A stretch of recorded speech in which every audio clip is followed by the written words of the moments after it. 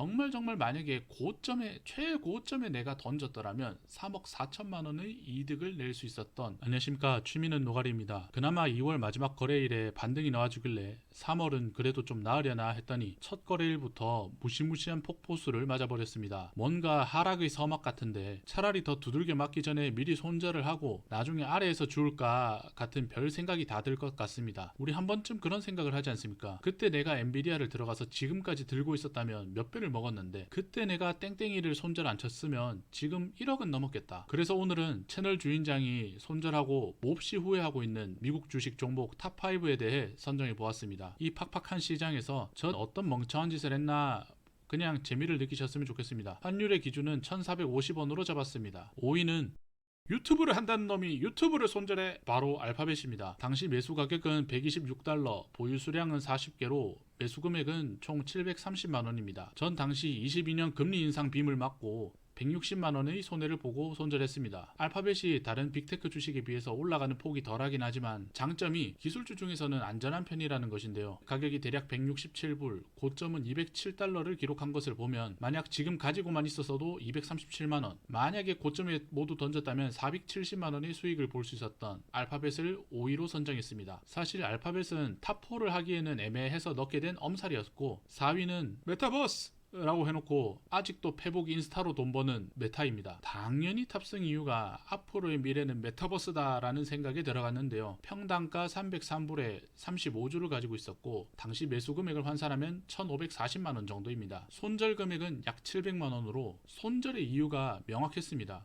회사 이름까지 메타로 바꾼 놈들이 메타버스를 실현시키지 못했다는 것입니다. 현재 가격 655불, 고점가는 740불로 지금까지 들고 있기만 했어도 1700만원, 만약에 고점에 던졌다면 2200만원의 수익을 볼 수 있었던 메타가 4위에 선정되었습니다. 3위는 살걸, 이라고 할 때 살걸, 이라고 할 때 살걸의 엔비디아입니다. 전 엔비디아를 두 번 손절했습니다. 한 번은 평단 25.8불에서 26주를, 또 한 번은 재진입 후에 79.3불에서 60주를 손절 쳤습니다. 손절 금액은 두 개 합쳐서 약 440만원입니다. 처음 손절한 이유는 단순히 비트코인 채굴용 그래픽카드 회사라는 생각에 손절, 이후에는 AI로 인한 엔비디아의 성장을 감히 의심하고 그놈의 이쯤이면 많이 올랐는데 고점인데 라고 건방지게 생각했기 때문입니다. 만약 당시에 26주를 제가 목표 두었다면 3,400만원 수익, 그게 아니라 뒤늦게 탑승했던 60주라도 계속 쥐고 있었으면 3천만원의 수익을 얻을 수 있었습니다. 2위는 팔걸,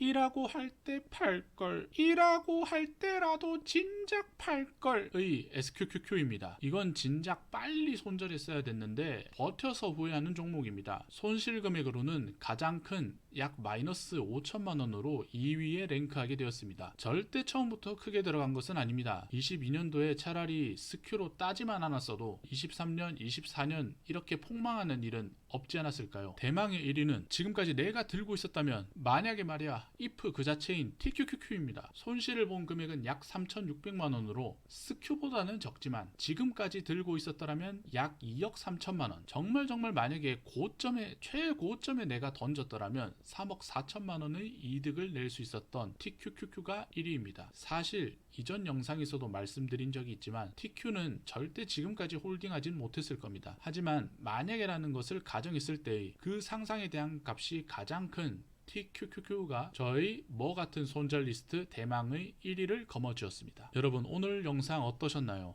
오늘 영상을 통해 하나의 의미 있는 메시지라도 전달드린다면 바로 물리더라도 롱에 물려라입니다. 그리고 주식시장에 어떤 고난과 역경이 오더라도 본인이 가지고 있는 종목이 정말 탄탄한 종목이라면 존버하셔라를 전달드리겠습니다. 사실 이 모든 건 만약이라는 가정이기 때문에 의미 없는 내용이긴 합니다. 하지만 우린 지나간 종목에 대해 미련을 가지고 자꾸 돌아보기 마련이죠. 근본 없는 K국장도 아니고 미장에 물리신 거라면 언젠가는 구조대가 여러분을 찾아오니까 너무 걱정하지 마시길 바랍니다. 여러분도 저와 같은 경험이 있다면 댓글로 남겨주시면 감사하겠습니다. 구독과 좋아요는 영상 제작에 큰 힘이 됩니다. 취미는 노가리였습니다. 감사합니다.